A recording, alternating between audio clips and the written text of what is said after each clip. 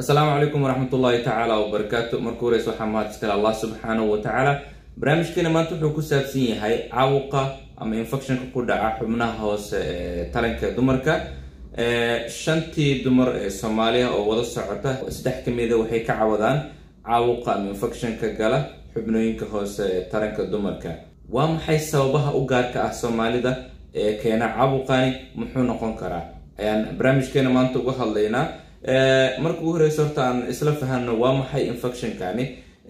intaan u gudbin hadii ay tahay markii kugu horeysay waad soo booqato YouTube channel-kayga Dr. Jawhari fadlan subscribe saar gambalelka furo la wadaag asxaabtaada like-tan hanaga ilaawin inta aan ka jawaabin su'aasha ah waa maxay sababaha u gaarka ah Soomaalida ee keena caabuqani waxaan rabaa horta inaan isla fahanno waa maxay caabuqani ama infection kaani ee ku dhaca dumarka عوقاني وإنفكشن كودعة حبنوين كترنك الدمركا وحو سامية فرجيغا منكا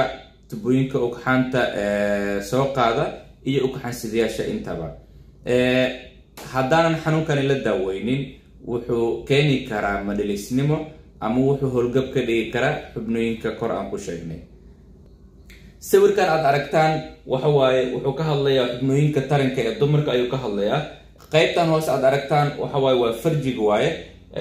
qaybtani waa afka hore ee farjiga qaybtana waxa waaye waa qaybtii farjiga waaye waa xubinta taranka dumarka qaybta ku xigta waa minka afkiisa hore waaye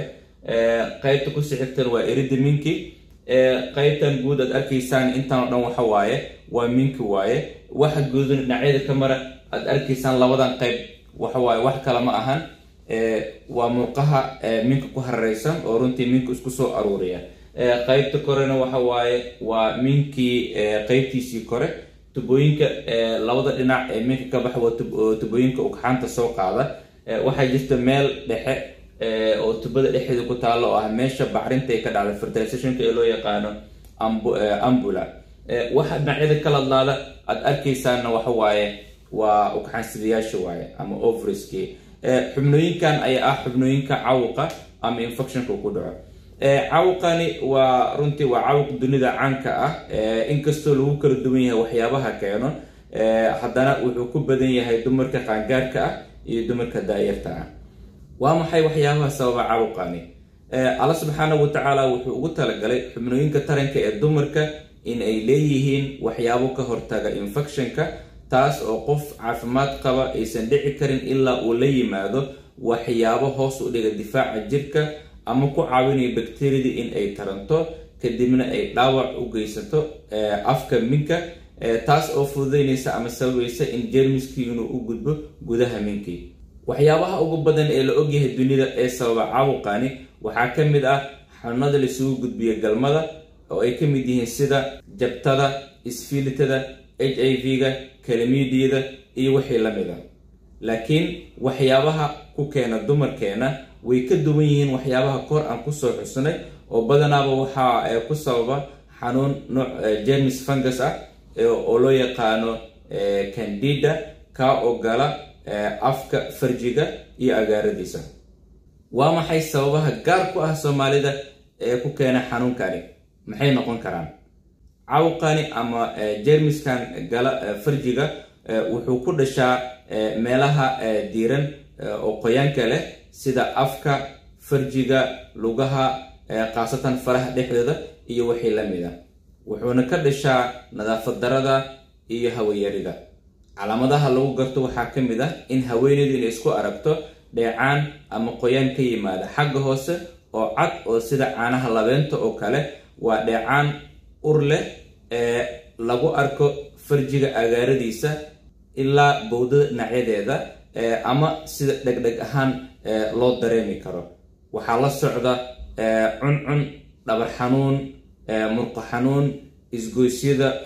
oo xanuuno iyo caajis fara badan oo dareento qaasatan isgoysyada jilbaha jeermiskani waa jeermis si ayr u tarmo in qofka inuu ka sheegtana waxay ku qaadataa waqti dheer sidaas darteed dumarku waxay dhaqaatiirta u yimaadaan iyagoo muddo 6 bil ilaa 8 bil ka cabanaya haddii aan u gudbo waxyaabaha gaar ku ah haweenka Soomaaliyeed sida dhaqaatiirta ay sheegeen badankood waxay si joogto u xirtaan gorgoradaha. Marada gorgoradu waxay ka samaysan tahay maado loo yaqaano nylon taa oo soo jiidata kulaylka iyo huurka waxayna keentaa dhidid fara badan hawadana kama gudubto.